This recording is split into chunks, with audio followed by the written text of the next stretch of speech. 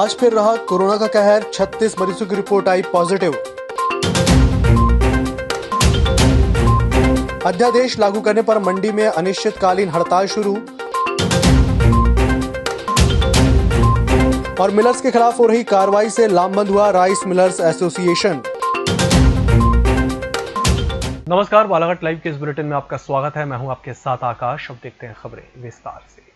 बालाघाट जिले में 36 मरीजों की रिपोर्ट कोरोना पॉजिटिव आई है। गुरुवार देर रात से आईसीएमआर लैब जबलपुर और जिला चिकित्सालय बालाघाट के 2 नॉट लैब से प्राप्त रिपोर्ट में बालाघाट जिले के 36 मरीजों के सैंपल कोरोना पॉजिटिव पाए गए हैं। इन सभी मरीजों को उपचार के लिए आईटीआई के पीछे बूढ़ी बालाघाट में बनाए गए कोविड अस्पताल में भर्ती करा दिया गया है, जिसके बाद अब तक कुल 337 मरीज कोरोना पॉजिटिव पाए जा चुके हैं। इनमें से 262 मरीज ठीक होकर अपने घर जा चुके हैं। मध्य प्रदेश शासन द्वारा 1 मई को मॉडल एक्ट लागू करने का अध्यादेश जारी किया गया, लेकिन उसके विस्तृत नियम और दिशा निर्देश वर्तमान तक जारी नहीं हुए, अर्थात उपरोक्त एक्ट वर्तमान में क्रियाशील नहीं है। केंद्र शासन द्वारा 5 जून से कृषि उपज व्यापार और वाणिज्य संवर्धन और सरलीकरणबद्ध आदेश अध्यादेश जारी किया गया। इसी अध्यादेश के विरोध में 4 सितंबर से शहर से लगी ग्राम गोंगले मंडी में हड़ताल का असर दिखाई दिया। केंद्र शासन द्वारा 6 जून 5 जून से ये अध्यादेश लाया है, जो किसान संवर्धन 2020 व्यापारियों को बाहर खरीदी करने की पूर्ण रूपेण छूट है, जिसमें मंडी प्रांगण के अंदर में व्यापारियों को ₹1.70 टैक्स लगेगा और बाहर जो क्रय करेगा उसको कोई टैक्स नहीं लगेगा।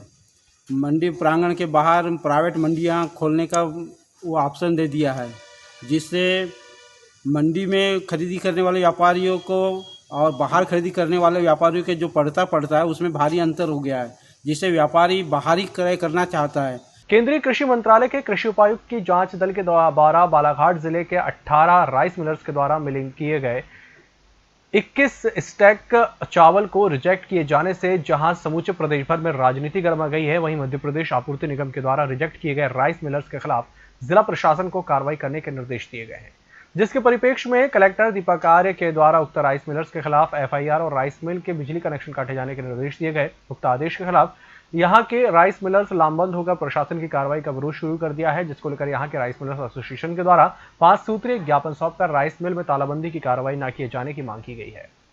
बालाघाट जिले में अवैध शराब के विरुद्ध चलाए जा रहे अभियान के अंतर्गत संयुक्त टीम द्वारा वारासिवनी के ग्राम लवादा के पास बड़टोला, गणेश टोला, रानी कुठार, गनखेड़ा में छापामार कार्रवाई कर सघन तलाशी ली गई। इस कार्रवाई के दौरान 1,60,000 रुपए की अवैध शराब और महुआ लाहन जब्त की गई। इस दौरान 30 बोरियां, 25 मटके और 10 ड्रमों में रखा 2600 किलोग्राम महुआ लाहन बरामद किया गया। विभाग ने अज्ञात आरोपियों के विरुद्ध आबकारी अधिनियम के अंतर्गत 3 प्रकरण पंजीबद्ध कर विवेचना में लिया है। इसी के साथ बुलेटिन वक्त चला छोटे से ब्रेक का, जल्द हाजिर होंगे। नागपुर की सुविधाएं अब छिंदवाड़ा में। शहर के सबसे आधुनिक dental clinic dedicated implant facility के साथ Chaturvedi dental clinic, doctor Rahul Chaturvedi, MDS, fix दांत एवं बत्तीसी लगाने के स्पेशलिस्ट। क्लिनिक में उपलब्ध सुविधाएं: दांतों की सड़न का इलाज, लैमिनेट द्वारा दांतों का सौंदर्यीकरण, आड़े टेढ़े दांतों को ठीक करना, स्माइल डिजाइनिंग, फिक्स बत्तीसी, dental implant, cast partial denture, root canal treatment, fix cap एवं ब्रिज, निकल लेन लगाने वाली बत्तीसी। समय सुबह 11 बजे से रात्रि 9 बजे तक, सोमवार से रविवार। स्थान पोला ग्राउंड, पांडे नर्सिंग होम के सामने, छिंदवाड़ा।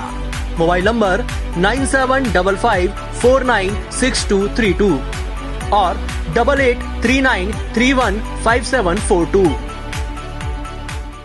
हर घूंट सेहत से भरपूर, without sugar, without caffeine and with natural tea colour. Ayur Amrit herbal tea अपनाइए, जो हृदय के लिए रामबाण औषधि है। अब टी नहीं, सिर्फ आयुर अमृत हर्बल टी। ब्रेक के बाद एक बार फिर से आपका स्वागत है और बढ़ते अगली खबर की ओर। हाल ही में हुए बालाघाट जिले का बहुचर्चित चावल घोटाले की जांच अब सरगर्मी से तेज हो गई है, जिसके लिए मुख्यमंत्री के द्वारा भी आदेश जारी कर दिए गए हैं। वहीं बालाघाट पुलिस कप्तान ने SIT टीम गठित होने की बात कही।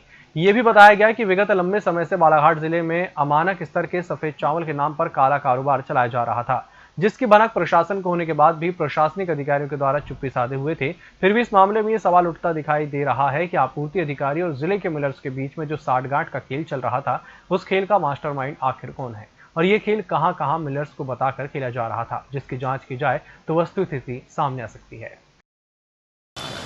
देखिए, विपणन कार्यालय में जो सिस्टम जमा हुआ है उसके संदर्भ में जो क्वालिटी इंस्पेक्टर्स थे उन लोगों ने क्या अपने नोट में लिखा है, क्योंकि जब भी कोई स्तंभ या चावल जमा किया जाता है तो उसमें जो बेसिक पैरामीटर्स के आधार पर वो खाने योग्य है या नहीं, FAQ है, फेयर एवरेज क्वालिटी का चावल है या नहीं, इस संदर्भ में टिप दी जाती है।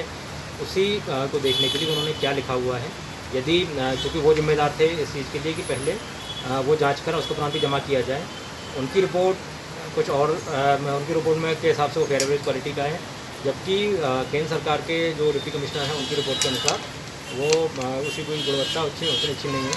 इसी बात की जांच, इसी बात के देखने के लिए पेपर्स की क्या स्थिति, दोनों में कितना डिफरेंस है, ये हम लोग वहाँ पर है। सर, आगामी में जैसे अभी कुछ चावलों के लाट और सैंपलिंग लिए गए हैं, तो ऐसे स्थिति में कुछ आगे मिलर्स के ऊपर कार्रवाई हो सकती है, कैसा अनुमान लगाया जा रहा है? ये आगे अब इनको वैसे तो ये प्रक्रिया के में यही था कि एक बार सैंपलिंग जो है उसकी गुणवत्ता की जांच की जाए, FAQ को, तभी इसको लिया जाए। अब स्ट्रिक्टली इसको और देखा जाएगा। सिविल सप्लाई कॉर्पोरेशन को स्पेशल इस बात के लिए बोला गया है, ऊपर से निर्देश हुए हैं कि इस बात को विशेष गंभीरता से इस कार्य को किया है। उसमें बहुत सारी जानकारी आप लोगों से ज़्यादा है, तो उसमें मैं बताने कुछ नहीं। तो हम लोगों के पास जो है कि हम लोग के पास जाँच आएगी तो कल जो कार्रवाई कर दी थी कि डॉक्यूमेंट्स और जो वहाँ पे अपने गोडाउन्स हैं, मिल्स हैं, उनमें जो यथास्थिति बना के, जिससे कि जब जाँच टीम जो भी उसको देगी नेक्स्ट देगी या अगली वीक, तो वो सभी करके मिलेगा। तो हमारी बेसिक चीज़ यही है कि साफ से संकलन जो हम लोग कर रहे हैं और उसके सर आज सुबह जो है सर किसका आदेश था?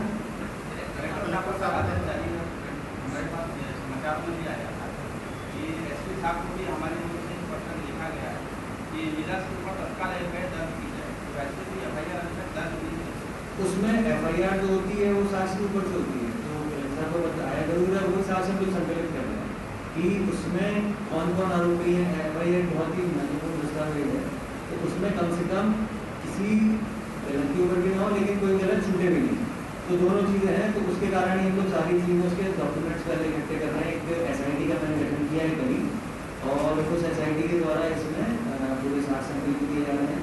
और पुराने जो भी जितने ट्रांजेक्शन हैं या जो दूसरी रिपोर्ट्स हैं, जो इंस्पेक्शन की रिपोर्ट्स हैं, गुणवत्ता वाली जो मानक के चावल की वो रिपोर्ट होती है, तो सारी रिपोर्ट्स को उसको संकलित करके उनको परीक्षण करेंगे। SIT हमारे CSP साहब हैं, और DI सर आज सुबह जो है नागरिक आपूर्ति निगम के ऑफिस में रेड की गई है। आज सुबह नागरिक आपूर्ति निगम के ऑफिस में CSP साहब गए थे, क्या क्या दस्तावेज सर वहाँ से मिले हैं पुलिस को, किस तरह कार्रवाई हुई? दस्तावेज तो सारे ही उनके जो आदान प्रदान के मैंने आपको बताया ना, लेकिन हमारे काम के जो दस्तावेज हैं वो हम लोग छांटते हैं कि जिसमें कि हम उसमें उस साक्ष्य के आधार पर उसको अपलोड करते हैं। वो इन प्रोसेस है, तो इसके बारे में व्याख्या करना। वारासिवनी क्षेत्र में बीती रात हुई 25 वर्षीय युवक राजेश चंद्रवंशी के साथ लूट की वारदात जैसी घटना को अंजाम दिया गया, जिसकी शिकायतकर्ता के द्वारा वारासिवनी थाने में दर्ज कराई गई। पुलिस ने मामले को संज्ञान में लेते हुए लोकेश हनवत, सुमित ठाकुर आरोपी को गिरफ्तार किया है। बताया गया है कि 3 सितंबर को राजेश चंद्रवंशी बुआ के लड़के दिनेश चंद्रवंशी को लेकर कटंगी से रात 2:30 बजे बालाघाट आने के लिए निकला था। तभी गर्रा टोल नाके के पास कार से 2 लड़के उतरकर 6000 रुपए और दिनेश के पास से 600 रुपए छीन लिए। कटंगी न्यायालय के न्यायिक मजिस्ट्रेट प्रथम श्रेणी देवरथ सिंह की अदालत ने थाना कटंगी के आरोपी महेंद्र निवासी चिल्लौद जंगल टोला लोकेश उर्फ आशु चौहान, देवीलाल उर्फ महादेव को 2 साल के कठोर कारावास की सजा सुनाते हुए 3000 रुपए का अर्थदंड से दंडित किया है। इस बुलेटिन में फिलहाल इतना ही। इसी के साथ मुझे दीजिए इजाजत और देखते रहिए MS TV। नमस्कार।